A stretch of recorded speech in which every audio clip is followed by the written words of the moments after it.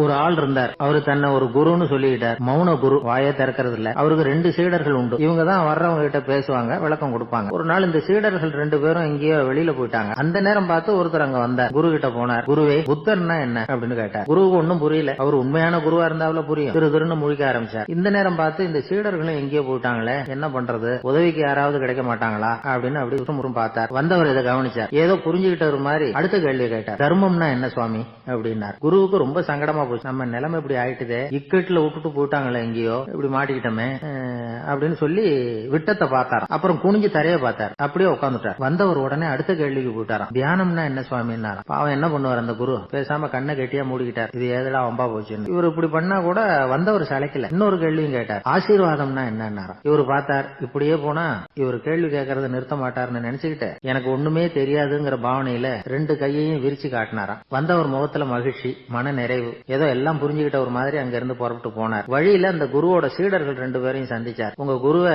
நாங்க பாத்துட்டு வரோம் அப்படின்னாராம். இவரு என்ன நடந்ததுன்னு கேட்டிருக்காங்க அவங்க. இவரு விவரமா சொன்னாராம். உங்க குரு எப்பேற்பட்ட ஞானி தெரியுமா, புத்தர்னா என்னன்னு கேட்டேன். அதுக்கு அவர் அப்படியும் இப்படியும் பார்த்தார். அதுக்கு என்ன அர்த்தம் தெரியுமா, மக்கள் புத்தரை அங்கேயும் இங்கேயும் தேடுறாங்க, உண்மையில அவர் அங்கேயும் இங்கேயும் தேடி கண்டுபிடிக்க முடியாது அப்படிங்கறத அவர் செய்கை மூலமா உணர்த்தினார். அதுக்கப்புறம் தர்மம்னா என்னன்னு கேட்டேன். ஒரு மேலையும் கீழையும் பார்த்து தர்மம் சமமானது, அதுல உயர்வு தாழ்வு இல்ல அப்படிங்கறத உணர்த்தினார். அதுக்கப்புறம் தியானம்னா என்னன்னு கேட்டேன். கண்ணை மூடிக்கிட்டார். கண்ணை மூடி காணும் அற்புதம் அதுங்கிறத புரிஞ்சுக்கிட்டேன். கடைசியா ஆசீர்வதிக்கப்படுறது பத்தி கேட்டேன். கைகளை நீட்டி உதவுறதுதான் அது அப்படிங்கறத 2 கையையும் விரிச்சு உணர்த்தினார். எவ்வளவு பெரிய மகான் அவரு அப்படின்னு சொல்லிட்டு அவர் பாட்டுக்கு போயிட்டார். சீடர்கள் அதுக்கப்புறம் மெதுவா குரு கிட்ட வந்து சேர்ந்தாங்களா. அவங்கள பார்த்ததும் குருவுக்கு கோவம் வந்துட்டுது. அடே பாவிகளா, எங்கடா போய் தொலைஞ்சீங்க, நான் ஒரு ஆளுகிட்ட மாட்டிக்கிட்டு என்ன பாடுபட்டிருக்கேன் தெரியுமா அப்படின்னாராம். இது மாதிரிதான் நாம சாதாரண மனிதர்களின் புற வேடங்கள்ல மயங்கி போயிடுறோம். அவங்க பேச்சு, செய்கை, பார்வை, இதுல எல்லாம் ஏதோ பெரிய தத்துவம் இருக்கிறதாக நினைச்சுக்கிறோம். உண்மையிலேயே அந்த தத்துவங்கள் யாருக்கு சொந்தம், அவங்களுக்கு இல்ல, நமக்கு தான் சொந்தம். நாம தானே அதை கற்பிச்சுக்கிட்டோம். நம்மை நாம அடையாளம் கண்டுக்கிறது இல்ல, நாம யாருங்கிறது நமக்கு புரியறது இல்ல. அதுதான் இன்னைக்கு நடக்கிறது. அதனாலதான் அடுத்தவங்களை தேடி ஓடிட்டு இருக்கிறோம். தென்கட்சி கோ சாமிநாதன் ஐயா அவர்களின்